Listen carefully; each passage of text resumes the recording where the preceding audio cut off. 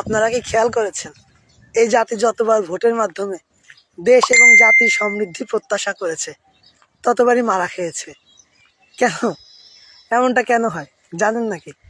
আমি যতটুকু উপলব্ধি করেছি, আসলে এটা কোনো শাসকের সমস্যা না, এটা জাতিরও দোষ না, এটাই সিস্টেমের দোষ।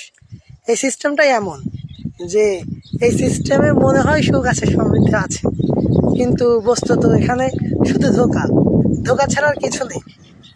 তাই শাসক না, দল না, সিস্টেমটাকে বদলান, সিস্টেমটাকে বদলান।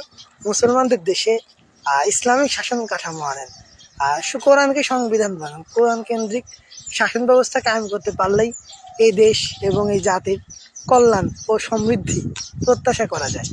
শাসক বদলিয়ে ভোটের মাধ্যমে এই জাতির সমৃদ্ধি নেই, এই জাতির কল্যাণ নেই। এটা মুসলিমবঙ্গ, এখানে মুসলমানদের জন্য দরকার ইসলামিক শাসন ব্যবস্থা। এসব গণতন্ত্র বাদ দেন।